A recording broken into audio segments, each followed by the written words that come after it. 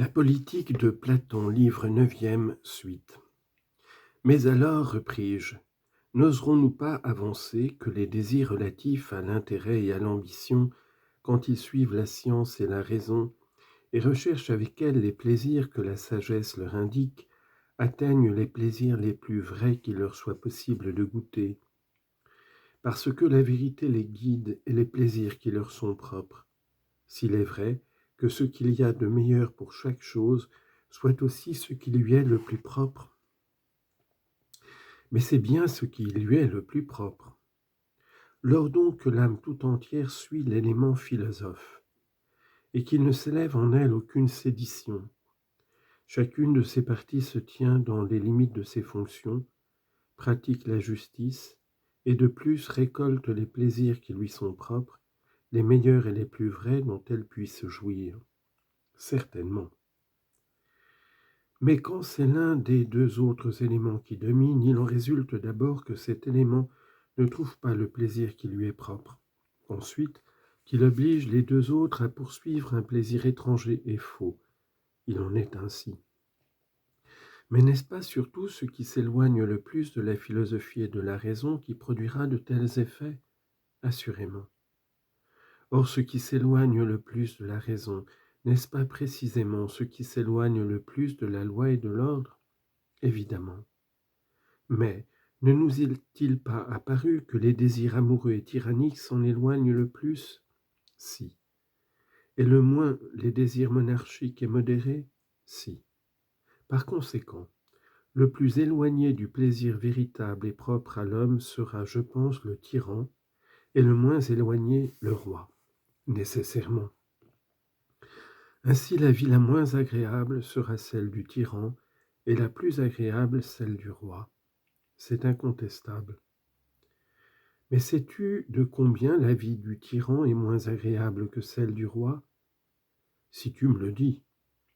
Il y a, ce semble, trois plaisirs, un légitime et deux bâtards. Or le tyran, en fuyant la raison et la loi, franchit la limite des plaisirs bâtards et vit au milieu d'une escorte de plaisirs serviles. Dire dans quelle mesure il est inférieur à l'autre n'est pas du tout facile, sauf peut-être de la manière que voici. Comment? À partir de l'homme oligarchique, le tyran est au troisième degré, car entre eux se trouve l'homme démocratique. Oui. Or donc, ne cohabite-t-il pas avec une ombre de plaisir qui sera la troisième à partir de celle de l'oligarque, si ce que nous avons dit précédemment est vrai? Si fait. Mais l'oligarque est également le troisième à partir du roi, si nous comptons pour un seul l'homme royal et l'homme aristocratique. Le troisième, en effet. Par conséquent, c'est de 3 fois 3 degrés que le tyran est éloigné du vrai plaisir, apparemment.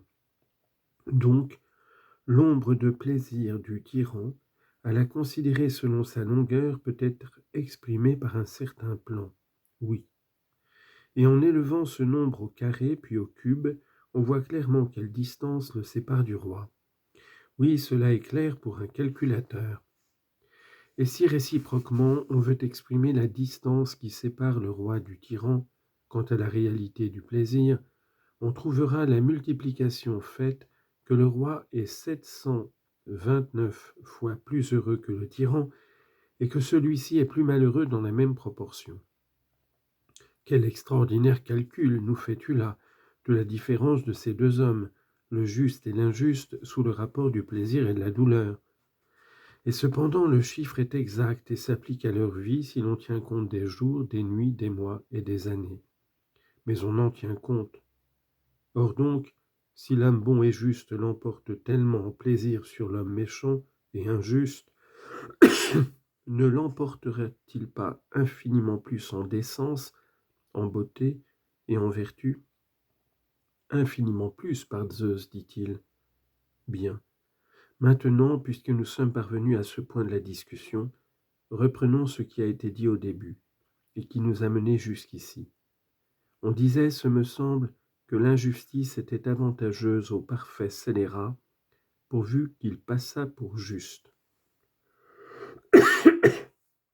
N'est-ce pas ainsi qu'on s'est exprimé? Si, certes. Engageons donc la conversation avec l'homme qui a parlé de la sorte, puisque nous sommes d'accord sur les effets d'une conduite injuste et d'une conduite juste. Comment? Demanda-t-il. Formons par la pensée une image de l'âme pour que l'auteur de cette assertion en connaisse la portée. Quelle image? Une image à la ressemblance de ces créatures antiques dont parle la fable. La chimère, Scylla, Cerbère et une foule d'autres qui, dit-on, réunissaient des formes multiples en un seul corps. On le dit en effet. Façonne donc une espèce de bête multiforme et polycéphale, ayant disposé en cercle des têtes d'animaux dociles et d'animaux féroces, et capable de changer et de tirer d'elle-même tout cela. Un pareil ouvrage, observa-t-il, demande un habile modeleur, mais comme la pensée est plus facile à modeler que la cire ou toute autre matière semblable, voilà qui est fait.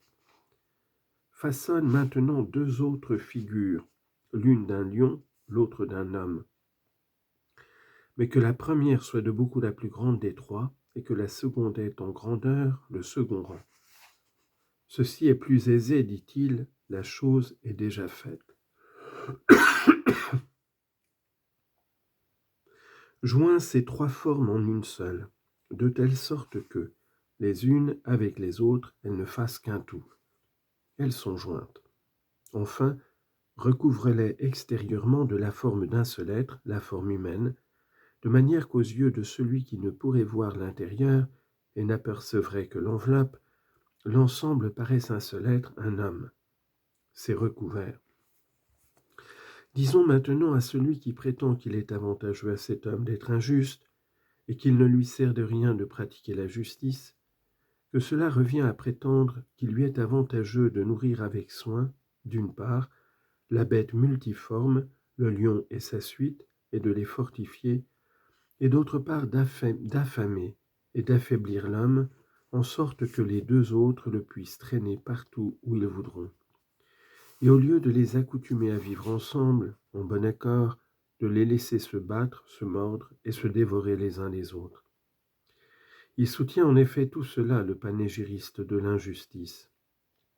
Et réciproquement, affirmer qu'il est utile d'être juste, n'est-ce pas soutenir qu'il faut faire et dire ce qui donnera à l'homme intérieur la plus grande autorité possible sur l'homme tout entier et lui permettra de veiller sur le nourrisson polycéphale à la manière du laboureur qui nourrit et apprivoise des espèces pacifiques et empêche les sauvages de croître, de l'élever ainsi avec l'aide du lion, et en partageant ses soins entre tous, de les maintenir en bonne intelligence entre eux et avec lui-même.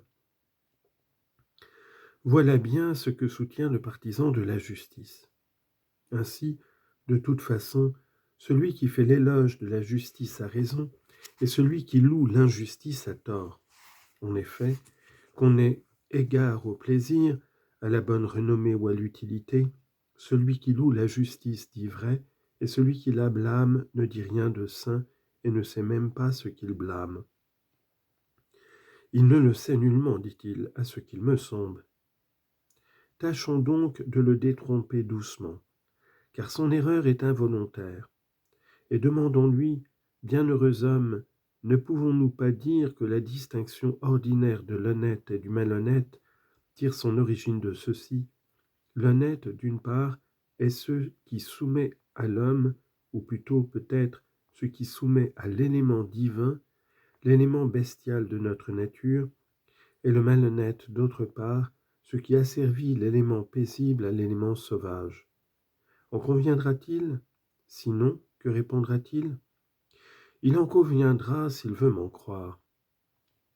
Or donc, poursuivis-je, d'après cette explication, est-il profitable à quelqu'un de prendre de l'or injustement, s'il ne le peut sans asservir en même temps la meilleure partie de lui-même à la plus vile?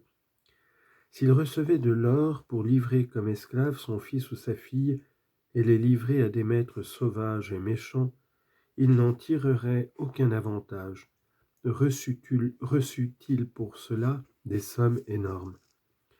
Mais s'il asservit l'élément le plus divin de lui-même, à l'élément le plus impie et le plus impur, sans ressentir aucune pitié, ne sera-t-il pas un malheureux et ne touchera-t-il pas son or pour prix d'une mort plus horrible encore que celle dont se rendit coupable Eriphyle en livrant pour un collier la vie de son époux?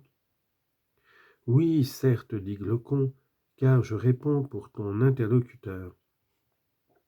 Or, ne penses-tu pas que si l'on a de tout temps blâmé le libertinage, c'est parce qu'il lâche la bride à cette créature terrible, énorme et difforme, plus qu'il ne le faudrait?